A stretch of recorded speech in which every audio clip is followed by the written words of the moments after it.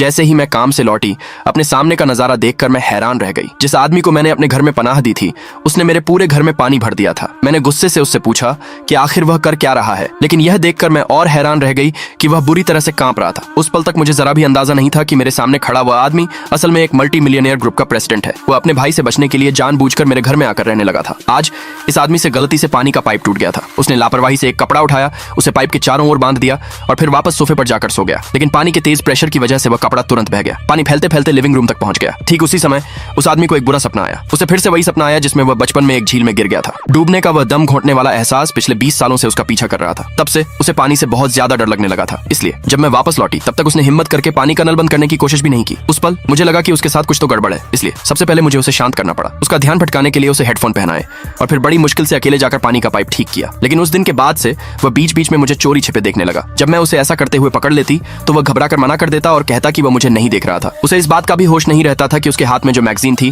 वो उल्टी पकड़ी हुई थी। अगले दिन मैं फर्श पर पोंछा लगा रही थी। उसने थोड़ी देर टीवी देखा, फिर अचानक खड़ा हुआ और मेरे पीछे आकर खड़ा हो गया। उसके हाथ में कपड़ों का एक टुकड़ा था। जब मैंने उससे पूछा कि वह क्या कर रहा है तो उसने घबराते हुए बताया कि उसे चिंता हो रही थी कि कहीं मुझे ठंड न लग जाए। लेकिन जब मैंने खिड़की से बाहर चिलचिलाती धूप देखी तो मुझे उसका यह बर्ताव बहुत ही अजीब लगा। इसलिए मैं उसे दोबारा चेकअप के लिए ले गई। लेकिन उसके चेकअप में किसी भी तरह की कोई समस्या सामने नहीं आई। डॉक्टर ने मुझे बताया कि शायद किसी गहरे सदमे से गुजरने के बाद उसके दिमाग पर असर पड़ा है और उसे धीरे धीरे ठीक होने के लिए परिवार वालों के सहारे की जरूरत है। इसलिए मैं चाहकर भी उसकी तरफ चिंता भरी नजरों से देखे बिना नहीं रह पाई। लेकिन जब मैंने उसकी तरफ देखा तो वह मेरी तरफ देखकर बेवकूफों जैसी मुस्कान बिखेर रहा था। दूसरे पार्ट के लिए कमेंट में यस लिखे।